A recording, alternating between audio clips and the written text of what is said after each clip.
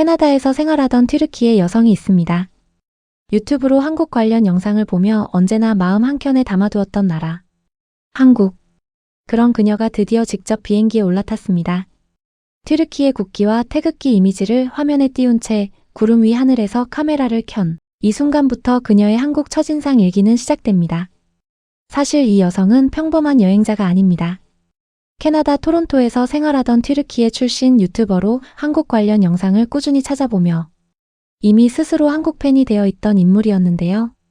그렇게 직접 발을 딛기도 전부터 이미 마음은 한국에 와 있었던 그녀가 오랜 기다림 끝에 처음으로 이 땅에 첫 발을 내딛게 된 것입니다. 그런데 도착하자마자 그녀를 기다린 첫 번째 순간은 생각보다 훨씬 소박했습니다. 짐을 가득 끌고 들어선 숙소 안. 문을 열자마자 그녀는 카메라를 꺼내 들었습니다. 방이 작을까 걱정했는데 막상 들어와 보니 그렇지 않더라는 그녀의 말이 인상적입니다. 침대에 책상, 세탁기까지 구비된 이 작은 방 하나가 그녀에게는 이미 충분히 만족스러운 한국의 첫 보금자리였던 셈이죠. 그런데 이 숙소에서 그녀가 주목한 포인트가 한 가지 더 있었습니다. 바로 암호 도어록이었는데요. 열쇠 없이 비밀번호만으로 문을 여닫는 이 시스템이 그녀에게는 신선하게 다가왔던 것 같습니다. 실제로 캐나다나 튀르키예에서는 이런 디지털 잠금 장치가 일반 숙소에 기본으로 깔려있는 경우가 흔하지 않거든요. 잠깐의 휴식 후 드디어 밖으로 나온 그녀. 서울의 골목을 처음 걸으며 연신 감탄이 쏟아지는데요. 그런데 아직 많은 것을 보지 못해서 섣불리 평가하기 싫다면서도 표정은 이미 모든 것을 말해주고 있었습니다. 제 표정만 봐도 아시겠죠? 라며 웃는 그녀의 얼굴에서 한국을 향한 기대감이 그대로 읽힙니다. 첫날부터 이미 마음을 빼앗긴 것이죠.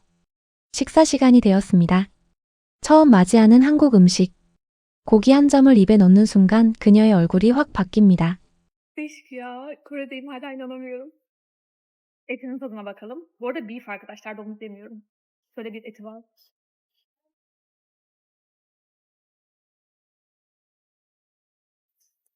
Acıdan gözüm karardı. Burada soğan gibi bir şey var. Kimchi var. Bir de tatlı patates gibi bir şey var ama ne olduğundan tam emin değilim. Normalde gitmem gereken başka 맵다는 표현과 함께 눈이 커지며 당황하는 표정을 보이지만 그러면서도 엄청나게 맛있다는 말을 멈추질 않습니다. 뭔지도 모르는데 맛있다는 말이 절로 나온다는 그녀. 처음 보는 채소 반찬도 처음 먹어보는 고기도 그녀의 입맛을 단번에 사로잡아 버렸습니다. 게다가 가격까지 놀랐는데요. 토론토에서 이 정도 식사를 했다면 최소 35달러에서 40달러는 내야 했을 텐데 한국에서는 고작 10달러면 충분했던 것입니다. 토론토에서 똑같은 음식을 먹으려면 4배 가까운 돈을 내야 하는 것이 현실인데 한국에서는 그것이 평범한 밥 한 끼 가격입니다. 이 가성비 충격은 이후 여행 내내 반복해서 그녀를 놀라게 만듭니다. 다음날 그녀는 경복궁 인근으로 향합니다. 그런데 도심 한복판에서 눈앞에 펼쳐진 풍경의 발걸음이 멈추고 마는데요.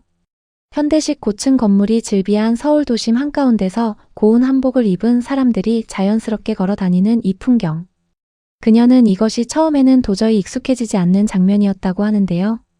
한국은 그게 거리 풍경의 일부라는 것 자체가 충격이었다는 겁니다.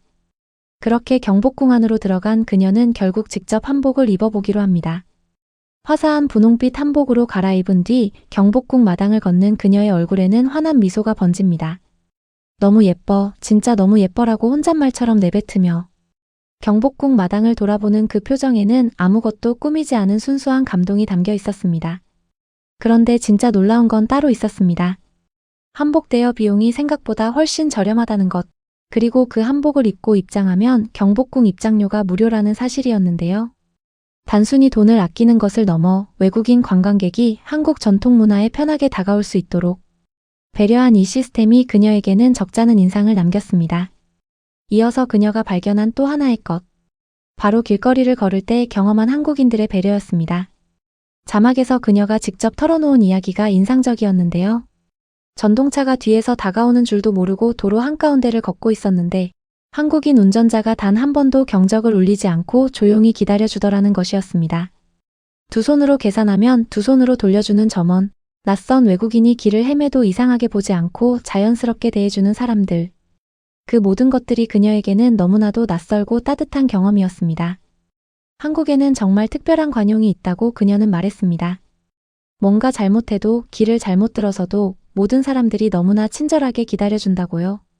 심지어 튀르키예 사람들과 한국 사람들이 어딘가 닮아 보인다는 말도 덧붙였는데요. 검은 머리칼과 표정이 낯설지 않다고 했습니다. 감성으로 통하는 두 나라 사람들의 공통점을 그녀 나름대로 발견한 순간이었습니다.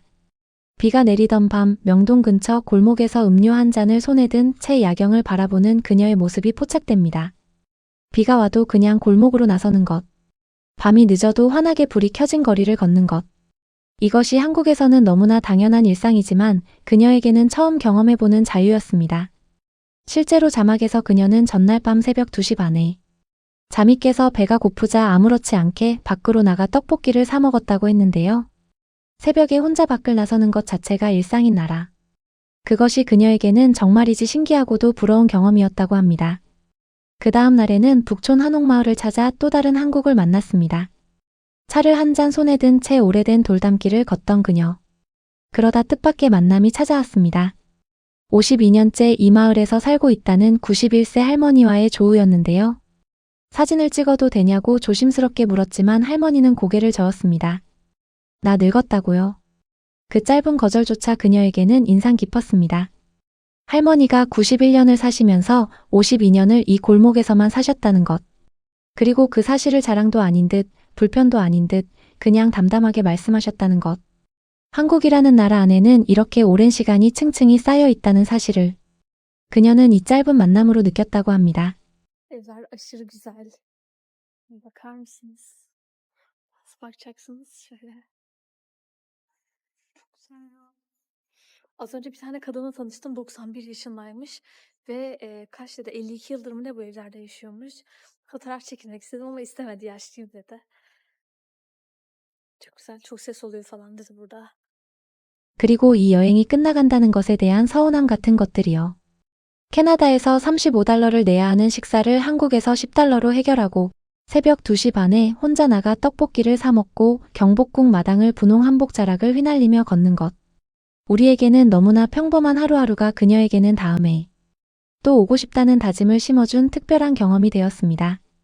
누군가에게 당연한 일상이 누군가에게는 평생 잊지 못할 여행이 된다는 것.